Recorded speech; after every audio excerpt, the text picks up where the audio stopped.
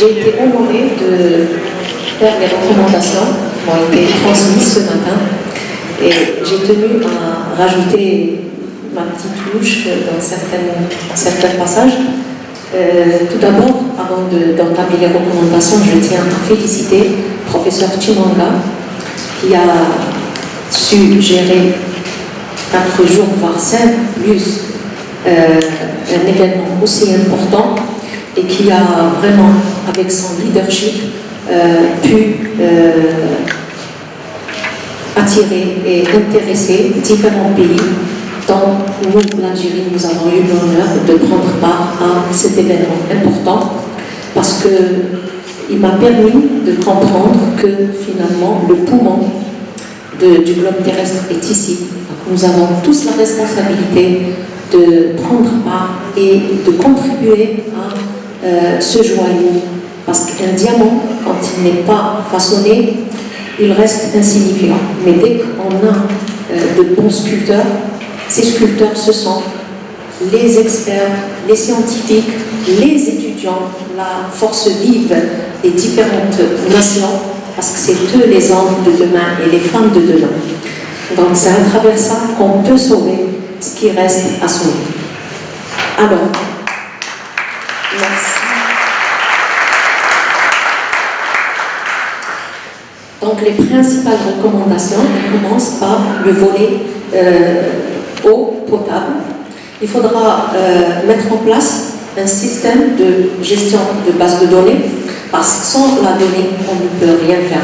Encourager la communauté scientifique à participer à différents appels pour pouvoir faire un transfert de technologie à travers différentes tels que le programme H2020. Il y a la modélisation hydrologique et hydraulique qui a été proposée déjà dans différentes sessions, qui revient pour estimer les ressources en eau disponibles, superficielles et souterraines. Il faudra réguler la prolifération des forages illicites et sécuriser les ressources en eau de surface, notamment les eaux du fleuve et des rivières, car les eaux de forage présentent souvent une acidité apparemment très élevée au niveau du bassin du Congo. Améliorer le fonctionnement du réseau d'alimentation en eau potable à travers les actions suivantes: sélectionner judicieusement les points d'installation, des instruments de mesure, d'épimètres, manomètres, pour optimiser le suivi du réseau, notamment à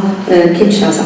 Réaliser une cartographie aussi globale du réseau d'AEP existant de Kinshasa, parce que si on ne connaît pas l'existant, on ne pourra pas faire des prévisions à venir sur ce qu'on peut faire ou prévoir. Restructurer les réseaux d'AEP pour optimiser le fonctionnement de ces derniers, pour assurer une desserte continue et régulière. Modélisation des nappes d'eau souterraines afin de réguler les prélèvements d'eau.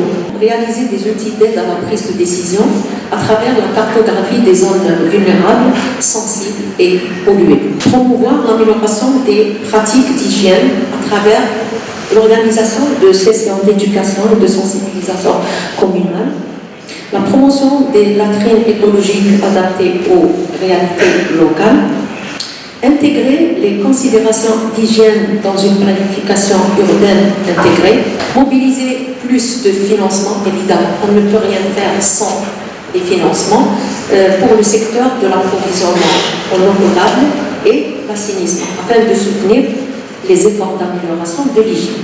Dans le volet assainissement, il est impératif de favoriser les études d'aménagement du territoire à travers un schéma directeur qui comprendra différents volets, qui permettra d'optimiser, de mettre les infrastructures idoines à l'endroit adéquat. Développer donc aussi un système intégré de gestion des déchets incluant la collecte, le traitement et l'élimination sécurisée des déchets solides et liquides.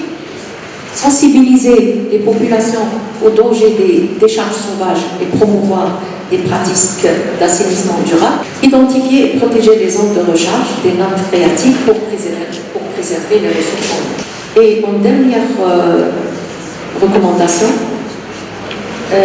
comme vous avez un incubateur qui favorise l'entrepreneuriat. Il faut que les étudiants, je m'adresse aux étudiants, n'est pas entrepreneur qui veut, mais entrepreneur qui peut.